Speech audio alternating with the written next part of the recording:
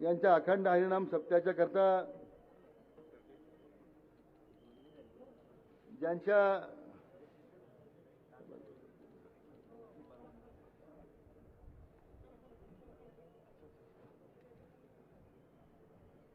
ज्यांच्या आधिपत्याखाली आणि मार्गदर्शनाखाली हा सप्ताह सुरू आहे ते आपले सर्वांचे परम आदरणीय परमपूज्य महंत श्री रामगिरीजी महाराज, आपल्या सर्वांना सप्त्याच्या शुभेच्छा देण्यासाठी उपस्थित आपल्या राज्याचे लोकप्रिय मुख्यमंत्री माननीय देवेंद्रजी फडणवीस साहेब, राज्याचे आपले लोकप्रिय उपमुख्यमंत्री माननीय एकनाथराव शिंदे साहेब, आपल्या विभागाचे खासदार सन्माननीय भाऊसाहेब वागचौरे, सन्माननीय आमदार विठ्ठलरावजी लंगे, अमोलजी खताळ, आमदार आशुतोषजी काळे, आमदार विवेकजी कोल्हे, माजी मंत्री सन्माननीय बाळासाहेब थोरात, सन्माननीय आमदार रमेशजी बोरणारे, माजी आमदार सन्माननीय भाऊसाहेब कांबळे, सन्माननीय बाळासाहेब मुरकुटे, इतर सर्व या सप्त्याचे आयोजक, विविध उपस्थित पदाधिकारी आणि जमलेले सर्व माझे लाखोच्या संख्येने उपस्थित सर्व भाविक बंधू भगिनी आणि उपस्थित मित्र, आज हा नाम सप्ताह गेले 7 दिवस सुरू आहे आणि आज काल्याच्या कीर्तनाच्या निमित्तानं आपण सगळे जमलेलो आहोत। मी प्रथमतः सद्गुरू गंगागिरी महाराज, परमादरणीय महंत नारायणगिरीजी महाराज यांच्या पवित्र स्मृतीला मी अभिवादन करतो आणि हा सप्ताह ज्यांच्या आधिपत्याखाली सुरू आहे ते महंत रामगिरीजी महाराज यांनाही वंदन करतो। उपस्थित सर्व भाविक भक्तांना, वारकरी बांधवांना आपल्या सर्वांना नमस्कार करतो, आपल्या सर्वांना नतमस्तक होतो। आज या नाम सप्त्याच्या निमित्तानं आपल्या राज्याचे लोकप्रिय मुख्यमंत्री माननीय देवेंद्रजी फडणवीस साहेब आपल्या सगळ्या लक्षावधी भाविकांना शुभेच्छा देण्यासाठी उपस्थित आहेत। मी आपल्या सर्वांच्या वतीने त्यांचं मनपूर्वक स्वागत करतो, त्यांना धन्यवाद देतो।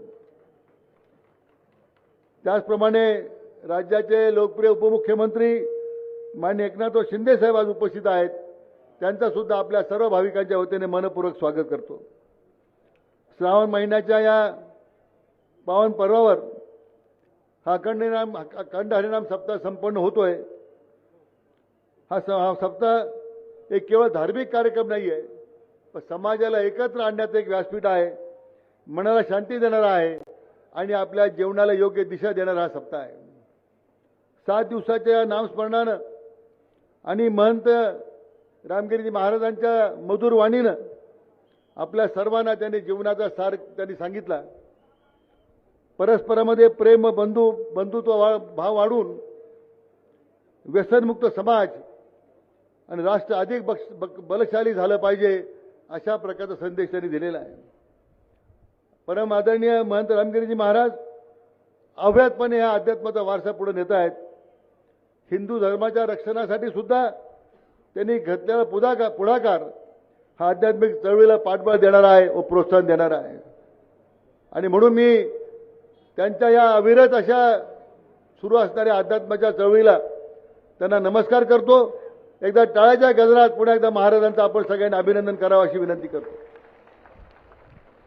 अखंड हरिनाम सप्त्याची वाटचाल हा द्विशताब्दीकडे आता सुरू आहे आणि अशा ऐतिहासिक सोहळ्यासाठी आम्ही ज्यावेळी माननीय मुख्यमंत्री आपले लोकप्रिय नेते माननीय देवेंद्रजी फडणवीस साहेबांनी विनंती केली, गेल्या वर्षी ते वैजापूर तालुक्याच्या त्या शनी देवगड सप्त्याला आले होते।